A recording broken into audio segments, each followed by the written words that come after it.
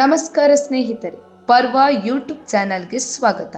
ಇಂದಿನ ವಿಡಿಯೋದಲ್ಲಿ ನಾವು ಕ್ರಿಕೆಟ್ ಲೋಕದ ಐಕಾನ್ ಸ್ಮೃತಿ ಮಂದಣ್ಣ ಮತ್ತು ಸಂಗೀತ ನಿರ್ದೇಶಕ ಪಾಲಶ್ ಮಚಲ್ ಅವರ ವಿವಾಹದ ವಿಚಾರದಲ್ಲಿ ಏನಾಗಿದೆ, ವಿವಾಹ ಅಚಾನಕ್ ಆಗಿ ಯಾಕೆ ಮುಂದೂಡಲಾಯಿತು, ಸಾಮಾಜಿಕ ಮಾಧ್ಯಮದಲ್ಲಿ ಹರಿದಾಡುತ್ತಿರುವ ಚೀಟಿಂಗ್ ಆರೋಪಗಳು ನಿಜವೇ, ಇದರ ಹಿಂದೆ ಇರುವ ಸತ್ಯ, ಸಂದೇಹ ಮತ್ತು ವಾಸ್ತವಾಂಶ ಎಲ್ಲವನ್ನು ಸ್ಪಷ್ಟವಾಗಿ ನೋಡೋಣ.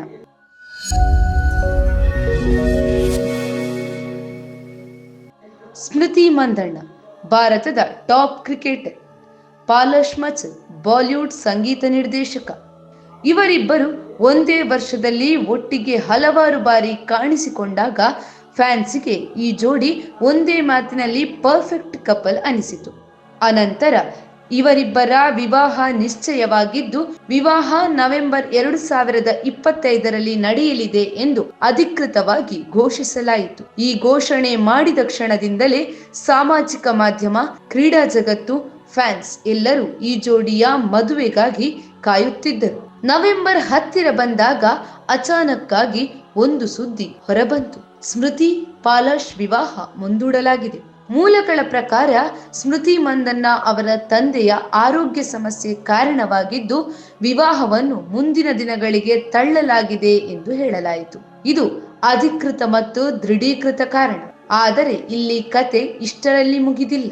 ವಿವಾಹ ಮುಂದೂಡಿದ ಒಂದು ವಾರದಲ್ಲಿ ಸಾಮಾಜಿಕ ಮಾಧ್ಯಮವನ್ನು ಕದಡಿ ಹಾಕುವಂತಹ ಕೆಲವು ಸ್ಕ್ರೀನ್ ಶಾಟ್ಗಳು ವೈರಲ್ ಆಗಿದ್ದವು.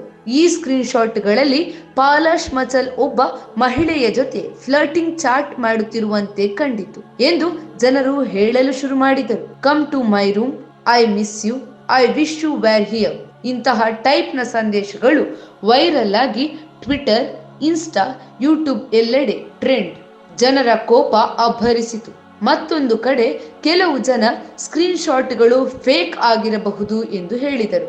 ಈ ಚಾಟ್ಗಳು ನಿಜವೇ? ಪಾಲಶ್ ನಿಜವಾಗಿಯೂ ಚೀಟ್ ಮಾಡಿದ್ದಾನಾ? ಇದಕ್ಕೆ ಉತ್ತರ, ಸ್ಮೃತಿ ಮಂದಣ್ಣ ಯಾವುದೇ ಹೇಳಿಕೆ ನೀಡಿಲ್ಲ. ಪಾಲಶ್ ಮಚಲ್ ಕೂಡ ಚೀಟಿಂಗ್ ನಡೆದಿಲ್ಲ ಅಥವಾ ನಡೆದಿದೆ ಎಂದು ಹೇಳಿಲ್ಲ. ಈ ಚಾಟ್ಗಳ ನಿಜಾಸಕ್ತಿ ಸಾಬೀತಾಗಿಲ್ಲ. ಯಾವುದೇ ಪೊಲೀಸರು ಪ್ರಮಾಣ, ಅಧಿಕೃತ ದಾಖಲೆ ಇಲ್ಲ.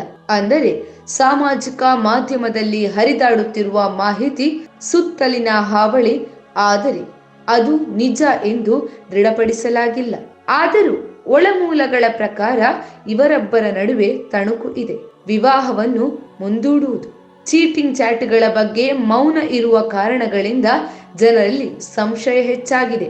ಆದರೆ ಇದರಿಂದಲೇ ನಾವು ಚೀಟಿಂಗ್ ನಡೆದಿದೆ ಎಂದು ಹೇಳಲು ಸಾಧ್ಯವಿಲ್ಲ. ವಿವಾಹ ಮುಂದೂಡಲಾಗಿದೆ ಸತ್ಯ, ಕಾರಣ ತಂದೆಯ ಆರೋಗ್ಯ ಅಧಿಕೃತ.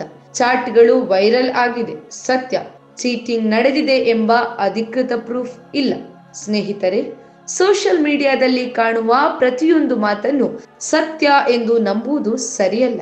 ಸ್ಮೃತಿ ಪಾಲಶ್ ಜೋಡಿ ತಮ್ಮದೇ ರೀತಿಯಲ್ಲಿ ಈ ವಿಷಯವನ್ನು ಹ್ಯಾಂಡಲ್ ಮಾಡುತ್ತಿದ್ದಾರೆ.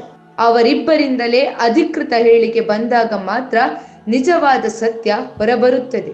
ಈವರೆಗೆ ನಮಗೆ ದೊರಕಿರುವ ಮಾಹಿತಿ, ಅದನ್ನೇ ನಿಮಗೆ ಸ್ಪಷ್ಟವಾಗಿ ವಿವರಿಸಿದ್ದೇನೆ. ನೀವು ಈ ವಿಡಿಯೋವನ್ನು ಇಷ್ಟಪಟ್ಟಿದ್ದರೆ ಲೈಕ್ ಮಾಡಿ, ಶೇರ್ ಮಾಡಿ ಮತ್ತು ಚಾನೆಲ್ ಅನ್ನು ಸಬ್ಸ್ಕ್ರೈಬ್ ಮಾಡಿಕೊಳ್ಳಿ. ಇಂತಹ ಇನ್ನಷ್ಟು ರೋಚಕ ಕಥೆಗಳಿಗಾಗಿ ನಮ್ಮೊಂದಿಗೆ ಇರಿ.